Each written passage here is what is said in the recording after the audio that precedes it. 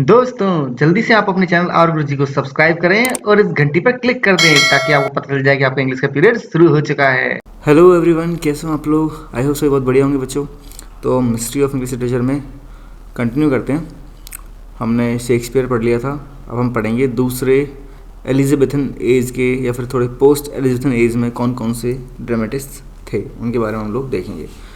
तो सबसे पहले इंट्रोडक्शन। तो ये इंट्रोडक्शन में हम देखते हैं कि एलिजाबेथन एज कॉन्क्लूड तो वैसे हो जाती है 1603 में, ख़त्म हो जाती है, ठीक है।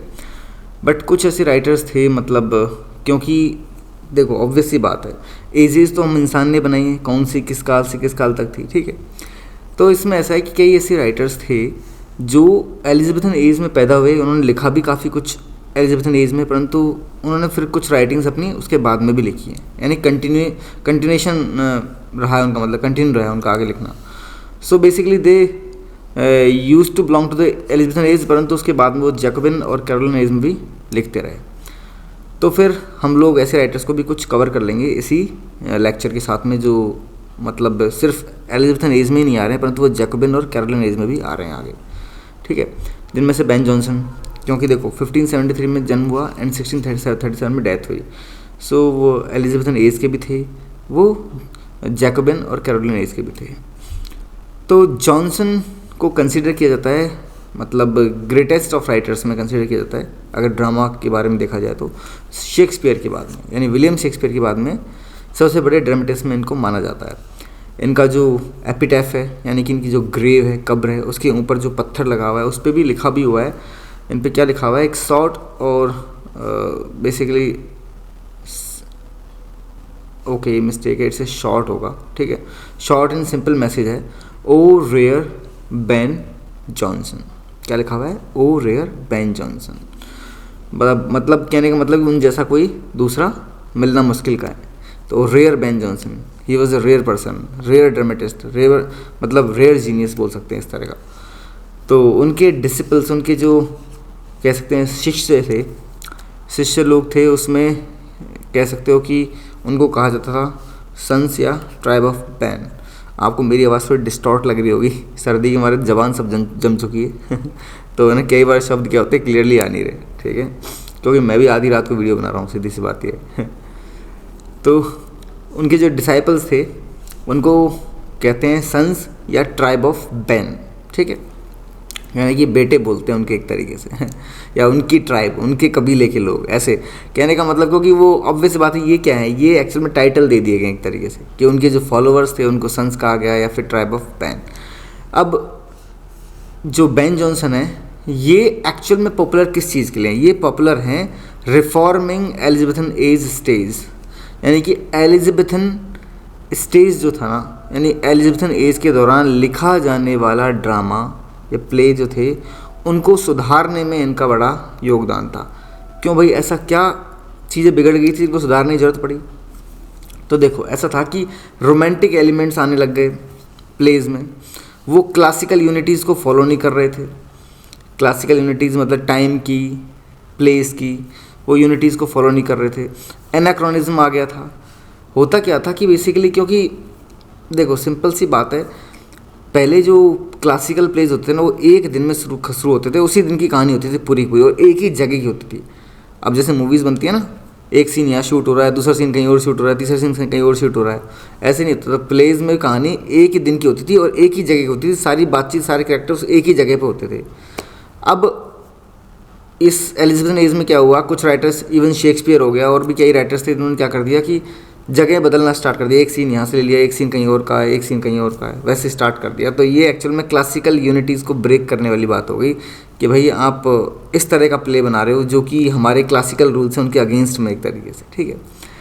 तो इन चीज़ों को सुधारने के लिए बेन जॉनसन उतारू थे, उन्होंने हेल्प करी एक तरीके से, उन्होंने वर्क किया इस तरफ कि भाई क्लासिकल यूनिटीज़ तो मेंटेन होनी चाहिए। ऐसा नहीं कि कई दिन की कहानी चल रही है ना, कई सालों की चल रही है और एक ही दिन में कहानी होनी चाहिए, एक ही दिन की स्टोरी होनी चाहिए, सिंगल डे की पूरी कहानी हो, उसको परफॉर्म करके दिखाया जाए और एक ही जगह की कहानी हो। ऐसा नहीं जगह जगह पे कहानी बिखरी हो, अलग अलग जगहों की हो। तो वो क्लासिकल यूनिटीज़ को फॉलो करवाते थे, उस बात को वो मानते थे। एनाक्रोनिज्म के अगेंस्ट थे कि भाई कई बार ऐसा होता है ना कि एक कोई पर्टिकुलर समय चल रहा है, कोई काल चल रहा है, अब उस काल में कोई चीज़ है जो इस्तेमाल हो रही है जो उस काल की है ही नहीं, कहीं किसी और समय की है, फ्यूचर की है या फिर पास्ट की है, जो अब इस्तेमाल होना बंद हो गई है, परंतु आप अपने प्ले में उसको दिखा रहे हो।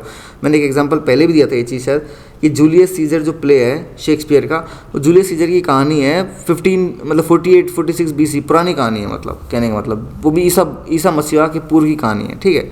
अब उस समय के हिसाब से उस ज़माने में घड़ियाँ नहीं होती थी, घंटा घर वाली घड़ियाँ नहीं होती, सुई वाली घड़ियाँ नहीं होती थी, पर शेक्सपियर क्या लिख रहा है उसमें, प्ले में लिख रहा है कि भाई सुई की घड़ी, मतलब वो जो बैल होता है जो टन की आवाज़ करने के लिए, वो पेंडुलम वो बजा।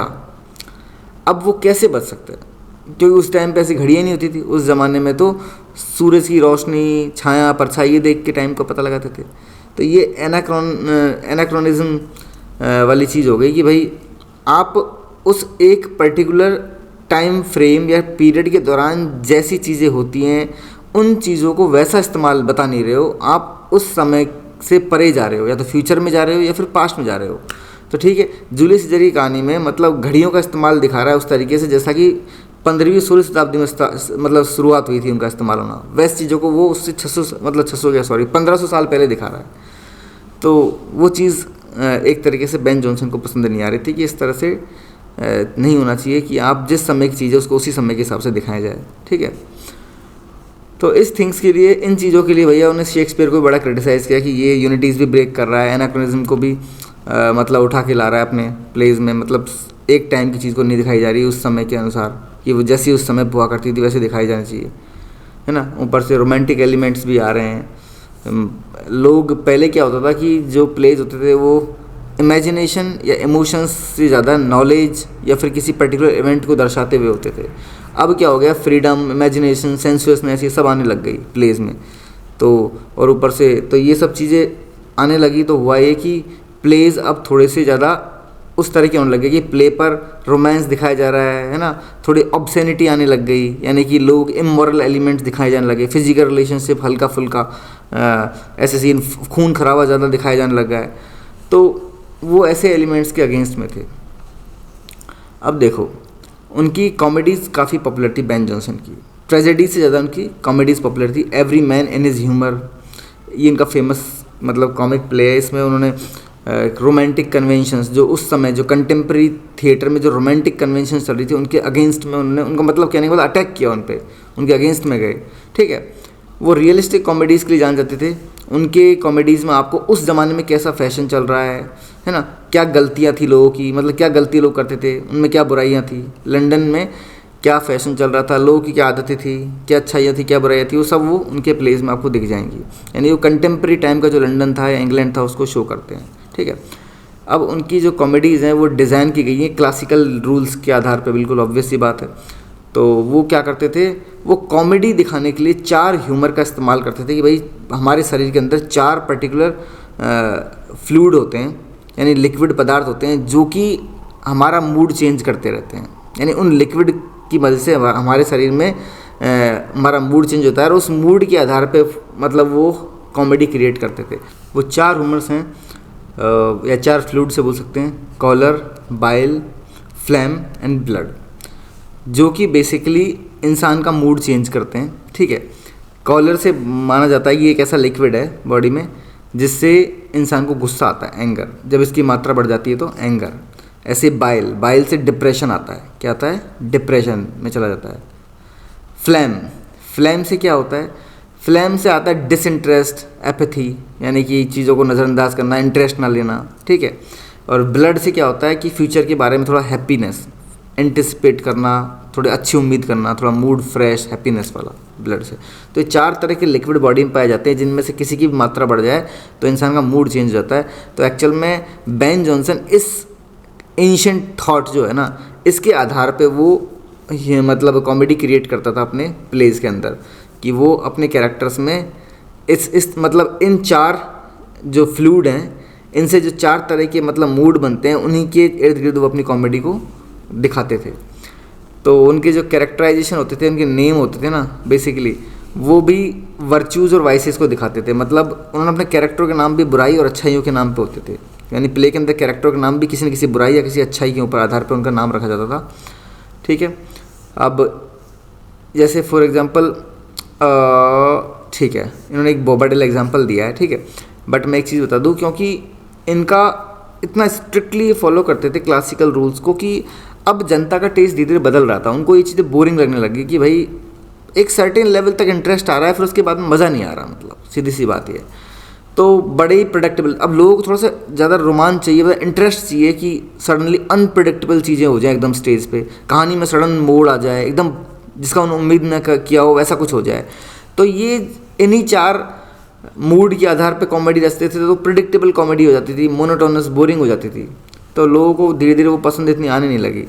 इसलिए हम कह सकते हैं कि इनके इतने प्लेज में के बावजूद भी एक आध कैरेक्टर ही हैं जो कि पॉपुलर है, जिनमें से एक बोबाडेल कैरेक्टर है, ठीक है, बोबाडेल। बाकी और जनरली कोई भी ऐसा कैरेक्टर है नहीं इनका जो बहुत ज़्यादा पॉपुलर रहा हो या लोगों को जो याद रहे, ठीक है।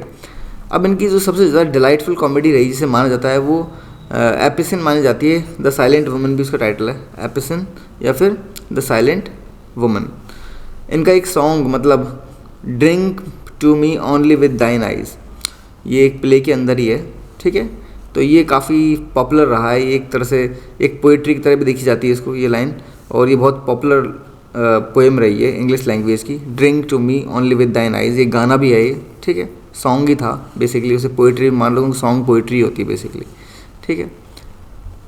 तो ये बेन जॉनसन हो गए जिन्होंने कॉमेडीज़ पे काफ़ी वर्क किया, ठीक है। इनकी क्लासिकल कॉमेडीज़ होती थी जिनमें ह्यूमर का इस्तेमाल किया जाता था, उस ह्यूमर या 4 फ्लूइड का इस्तेमाल किया जाता था, उन चारों फ्लूइड के आधार पे वो कॉमेडी क्रिएट करते थे, जो कि धीरे धीरे बाद में लोगों को बोरिंग लगने लग गई, ठीक है। तो इनके कुछ पॉपुलर प्लेस थे जिनके नाम हमने पढ़े।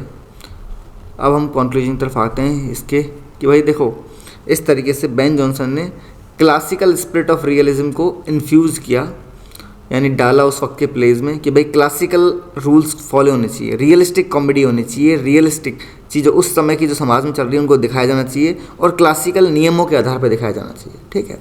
तो ये चीज़ इसके थ्रू मतलब क्लासिकल रूल्स को फॉलो करते हुए लंदन में उस वक्त क्या चल रहा था उसको अपने कॉमेडीज़ में शो करते थे, अपने प्लेज में शो करते थे।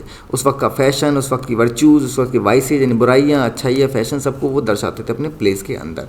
ड्राइडन ने उनको काफ़ी ब्रिलियंट राइटर माना है, ठीक है, परंतु वो ये भी लिखते हैं कि उनके प्लेज जो इतने चार्मिंग नहीं थे, ऑल्दो वो क्लेवर तो थे, बड़े दिमाग से लिखे गए थे प्लेज, परंतु फिर भी इतने इंटरेस्ट क्रिएट नहीं करते, चार्मिंग नहीं थे, अट्रैक्टिव नहीं थे।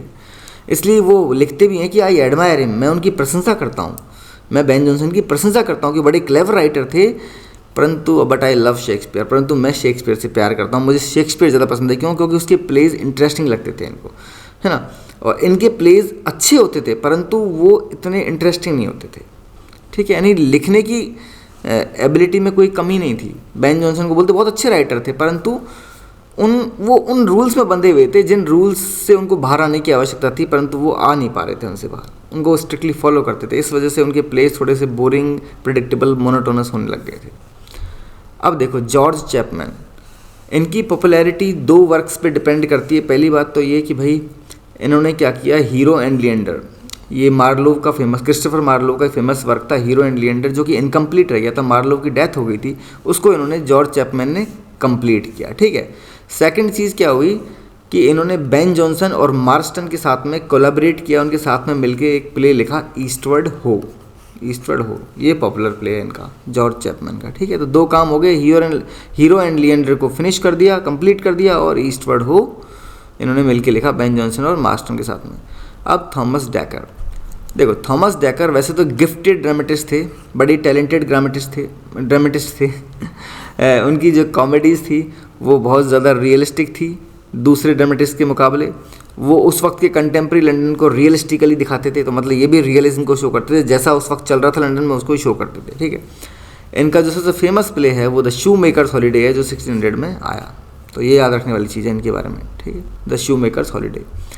थॉमस मिडल्टन, देखो थॉमस मिडल्टन ने अपने प्लेज में अनावश्यक रूप से अननेसेसरीली सेंसेशनल, साइनिक, इंडिसेंट यानी सनसनीखेज बनाने की कोशिश करते थे, ज़बरदस्ती का रोमांच, ज़बरदस्ती की ऐसे सिचुएशंस क्रिएट करना जहाँ ज़रूरत नहीं है, ज़बरदस्ती का सनसनीखेज बनाना, सस्पेंस क्रिएट कर देना, ठीक है।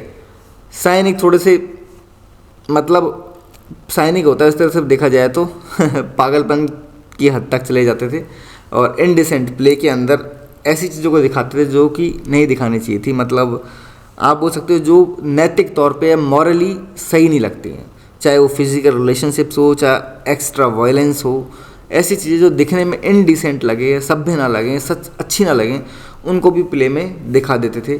तो इन चीज़ों के लिए थोड़े से बदनाम भी थे, ठीक है। इनकी मोस्ट फेमस ट्रेजेडीज़ रही हैं वो है विमेन बिवेयर विमेन, द चेंजलिंग, ये दो रही हैं। और जो चेंजलिंग है ना उसमें इतने ज़बरदस्त ट्रेजिक एलिमेंट है कि उनको चेंजलिंग को शेक्सपियर के प्ले से भी कंपेयर किया जाता है कि भाई उसी के लेवल का ट्रेजिक एलिमेंट इसमें डाला गया है, ठीक है। अब जॉन हेवुड कंसीडर किए जाते हैं मोस्ट प्रोलिफिक राइटर्स में से, यानी कि बहुत ज़्यादा इन्होंने प्लेज लिखे, ठीक है। ऑलमोस्ट 200 प्लेज इन्होंने इसमें इन्वॉल्व थे, 200 प्लेज में इन्वॉल्व थे, मतलब उनमें राइटिंग में, उनकी लिखने में इनका कॉन्ट्रीब्यूशन था लगभग 200 प्लेज में। अब अ वुमेन किल्ड विद काइंडनेस 1603 में एक रियलिस्टिक डोमेस्टिक ड्रामा था, ठीक है, जो कि एक रेयर पीस ऑफ लिटरेचर बोल सकते हैं उस समय के हिसाब से कि डोमेस्टिक मतलब लोग जनरली उस वक्त के प्ले होते किस तरह के थे, शाही घराने, बड़े फैमिलीज से बिलोंग करते। अब इन्होंने क्या लिखा है, एक डोमेस्टिक ड्रामा, एक घरेलू ड्रामा लिखा है, वो भी रियलिस्टिक डोमेस्टिक ड्रामा, जैसा कि रियल लाइफ में फैमिलीज़ होती हैं, उस टाइम पे कैसे लोग हुआ करते थे, उनके मतलब घरेलू जीवन कैसा होता था, उनका डोमेस्टिक लाइफ कैसी होती थी, उस चीज़ को थोड़ा सा रिप्रेजेंट करते हुए एक ड्रामा लिखा है उन्होंने, जो कि एक अलग तरह की राइटिंग थी उस टाइम के हिसाब से, ठीक है। ये कौन सी राइटिंग थी, a woman killed with kindness. अब देखा जाए तो due to his kindliness and simplicity, उनकी काइंडलीनेस और सिंप्लिसिटी की वजह से, सादगी की वजह से, लैम्ब ने कहा है, चार्ल्स लैम्ब ने क्या कहा है, उनको कहा है a sort of pros Shakespeare, यानी प्रोज के शेक्सपियर कहा है उनको एक तरीके से। किसने? लैम्ब ने, यानी प्रोज लिखने वाले शेक्सपियर एक तरीके से। जॉन वेबस्टर जाने जाते हैं अपने दो सिग्निफिकेंटली इंपॉर्टेंट ट्रेजेडीज़ के लिए, जो कि है वाइट डेविल और द डचेज ऑफ माल्फी। इन दोनों में ट्रेजिक एलिमेंट बहुत ज़बरदस्त हैं और ये जो प्लेज हैं ये केवल शेक्सपियर, मतलब शेक्सपियर के बाद में इन्हीं का नंबर आएगा अगर देखा जाए तो, क्वालिटी वाइज, ट्रेजिक एलिमेंट की क्वालिटी वाइज शेक्सपियर के बाद में इन्हीं का नंबर आएगा। इतनी बढ़िया प्लेज हैं ये, मतलब वाइट डेविल और द डचेज ऑफ माल्फी, ये जॉन वेबस्टर के दो फेमस प्लेज हैं, फेमस ट्रेजेडीज़ हैं प्लेज में भी। ब्योमॉन्ट एंड फ्लेचर ने क्या लिखा भाई, Fletcher came into highlight, Fletcher को लोग जानने लगे, वो हाईलाइट हुए तब उन्होंने एक्चुअल में उनका कोलैबोरेशन रहा शेक्सपियर के साथ में। जैसे प्लेज हैं Henry eighth, the two noble kinsmen, ये दो प्लेज जो शेक्सपियर के हैं वो फ्लेचर के साथ में लिखे हैं कोलैबोरेट करके उनके सहयोग से, ठीक है। तो इस बात के लिए फ्लेचर फेमस हैं। साथ में उनकी जो सिंगल प्लेज है जो उन्होंने अकेले लिखे हैं, द फेथफुल शेपर्डेस, इनको काफ़ी पॉपुलैरिटी मिली इस प्ले को। ये एक पेस्टोरल ड्रामा है जिसमें काफ़ी हद तक पोएटिक ब्यूटी, काफ़ी अच्छी क्वालिटी, मतलब पोएटिक ब्यूटी मिलती है। साथ में इन्होंने 52 प्लेज में कोलैबोरेट भी किया है, किसके साथ में, ये ब्योमॉन्ट के साथ में। तो ब्योमॉन्ट एंड फ्लेचर ने मिलकर 52 प्लेज की लगभग लिखे हैं, जिनमें जो मोस्ट पॉपुलर प्लेज है वो the knight of the burning pestle, Philaster, the maid's tragedy, ये कुछ पॉपुलर प्लेज हैं दोनों के साथ मिलके, ठीक है। अब आगे बढ़ते हैं, मैसेंजर, फोर्ड एंड शर्ले। अब ये जो तीनों राइटर हैं इन्होंने एक्चुअल में उस परंपरा, उस ट्रेडिशन को और उस स्टाइल को कंटिन्यू रखा जो इनके पहले राइटर्स ने फॉलो की थी, उसी को ये फॉलो करते रहे। इन्होंने कुछ भी नया क्रिएट नहीं किया अपनी तरफ से। मैसेंजर बेन जॉनसन से काफ़ी ज़्यादा इन्फ्लुएंस्ड थे और इन्होंने भी, मैसेंजर ने भी अपने जो प्लेस के अंदर कैरेक्टर्स होते थे उनको वर्च्यूज़ और वाइसेज, यानी अच्छाई और बुराई के ऊपर टाइटल किया, उनके ऊपर नाम रखे। यानी कि जैसे बेन जॉनसन अपने कैरेक्टर्स के नाम किसी ना किसी अच्छाई के ऊपर या किसी न किसी बुराई के ऊपर रखते थे, उसी तरीके से मैसेंजर ने भी रखना स्टार्ट किया क्योंकि ये फॉलो करते थे बेन जॉनसन को। फोर्ड ने ड्रामा को काफ़ी गर्त में ले गए, लोएस्ट डेप्थ ऑफ डिग्रेडेशन में ले गए, क्योंकि भैया इन्होंने ड्रामा में क्या दिखाया, इंसेस्ट रिलेशनशिप्स दिखाया। इंसेस्ट रिलेशनशिप्स होते हैं कि भाई जो क्लोज ब्लड रिलेटिव्स हैं उनके बीच में ही फिजिकल रिलेशनशिप दिखा रहे हैं, लव दिखा रहे हैं। जैसे उदाहरण के तौर पर ब्रदर और सिस्टर के बीच में वो पैशनेट लव अफेयर को दिखा रहे हैं, है ना, और फिर उसको सिंपैथी, सहानुभूति के साथ में ट्रीट भी कर रहे हैं प्ले के अंदर।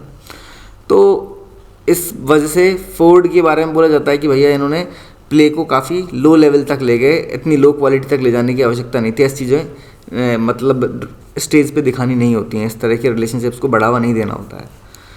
शर्ले आखिर के राइटर्स में से थे, डेकेडेंट में से। तो ठीक है, इन्होंने ड्रामा लिखना कंटिन्यू रखा। जब ड्रामा बैन हो गया था उसके बावजूद भी लिखते रहे थे, और इनकी जो प्लेस थे वो एक्चुअल में अपर क्लास की लाइफस्टाइल को रिप्रेजेंट करते थे, जो हायर क्लास है उसकी लाइफस्टाइल को शो करते थे शर्ले के ड्रामा। तो ये हो गए हमारे ड्रामेटिस्ट एलिजाबेथन और पोस्ट एलिजाबेथन एज में, जो कि बेसिकली शेक्सपियर के अलावा, शेक्सपियर तो हमने ऑलरेडी अलग से स्टडी कर लिया, पढ़ लिया है। तो ठीक है बच्चों, अगर कुछ समझ में नहीं आया हो तो कमेंट सेक्शन पूछ लेना। स्टार्टिंग में मेरी थोड़ी सी आवाज़ भी आज चिपक गई थी, मतलब वर्ड्स क्लियर आ नहीं रहे थे, कई गलत प्रोनाउंस हो रहे थे, तो I am sorry for that. थोड़ी सर्दी है तो इस तरह की कंडीशन हो जाती है। तो चलो ठीक है, मैं मिलेंगे नेक्स्ट लेक्चर में, वीडियो में। Till then goodbye, see you soon, take care.